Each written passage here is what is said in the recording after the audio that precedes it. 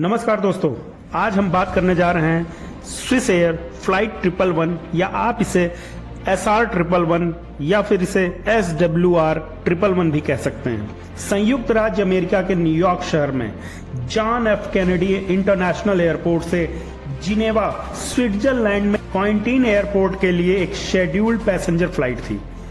ये उड़ान भी डेल्टा एयरलाइंस के साथ एक कोड शेयर उड़ान थी। 2 सितंबर 1998 को नोवा स्कोटिया कनाडा के तट पर दुर्घटना का ये शिकार हो जाती है।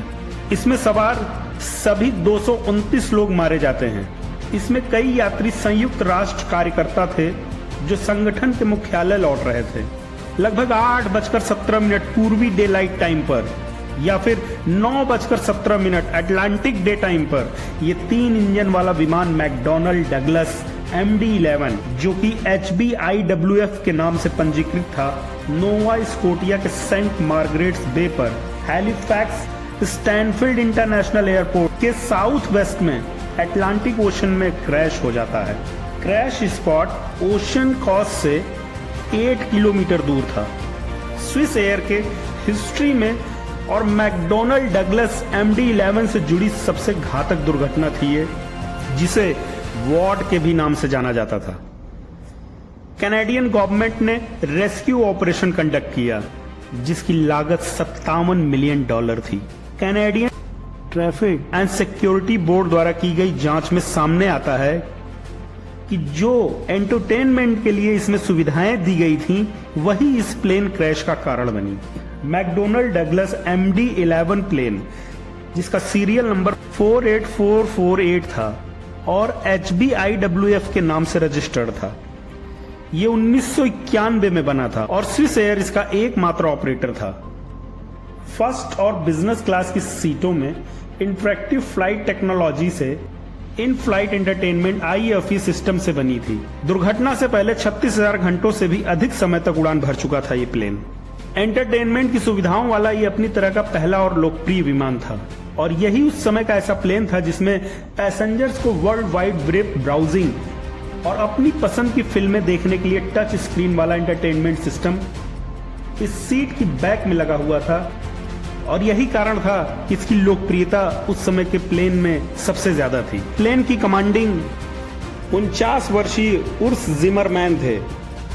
दुर्घटना के समय इनके पास कुल उड़ान का समय लगभग 10,800 घंटे का था, जिसमें से 900 घंटे MD-11 में ही थे उनके, और MD-11 के इंस्ट्रक्टर पायलट भी थे।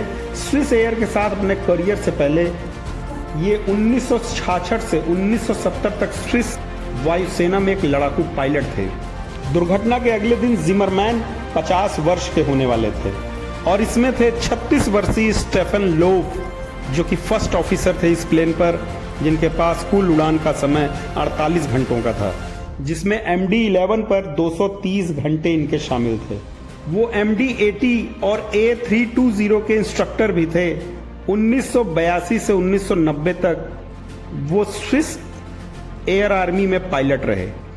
केबिन क्रू में एक पर्सर और 11 फ्लाइट अटेंडेंट शामिल थे। सब कुछ बेहतरीन चलता है, लेकिन लगभग उड़ान के 52 मिनट बाद पायलट्स को आभास होता है कि कॉकपिट के अंदर एक कुछ धुएं जैसा महसूस हो रही, गंध सी आ रही है। गौर करके देखने के बाद ये लगता है कि ये तो धुआं ही है और पायलट ने बिना देरी किए फटाफट एयर कंडीशन को बंद किया, क्योंकि उन्हें ये लगा कि एयर कंडीशन से ही ये धुआं आ रहा है। लेकिन धुआं और गंध उसके बाद भी नहीं बंद होता और थोड़ी देर बाद ये फिर से आने लगता है। पायलट ने बिना देर किए कनाडा के एयर ट्रैफिक के ACC station Moncton air traffic control को पैन रेडियो कॉल की और पायलट्स ने बिना देरी किए प्लेन को बोस्टन की तरफ घुमाने की कोशिश की, लेकिन इसके पहले मॉन्कटन ATC से उन्हें यह परमिशन मिल जाती है कि आप बोस्टन न जाकर हैलिफैक्स इंटरनेशनल एयरपोर्ट पर उतरें, क्योंकि यहां की दूरी बोस्टन से बहुत ही कम है। बोस्टन की दूरी उस प्लेस से 433 किलोमीटर थी और वहां से हैलिफैक्स इंटरनेशनल एयरपोर्ट सिर्फ 122 किलोमीटर ही था। और अब विमान हैलिफैक्स इंटरनेशनल एयरपोर्ट की तरफ बढ़ रहा था, क्योंकि अब भी पायलट को लग रहा था कि विमान हम जल्द से जल्द नीचे नहीं कर पाएंगे, इसलिए फ्यूल को डंप करना ही पड़ेगा और ऐसा उन्होंने बताया ATC को। और हेलिफिक्स एटीसी ने उन्हें ईंधन डंपिंग के लिए साउथ में सेंट मार्गरेट की खाड़ी की ओर जाने को कहा। एटीसी को उस प्लेन से एक आखिरी आवाज सुनने को मिलती है कि अब हम आपातकाल की घोषणा कर रहे हैं, हम स्विस एयर 111 से बोल रहे हैं।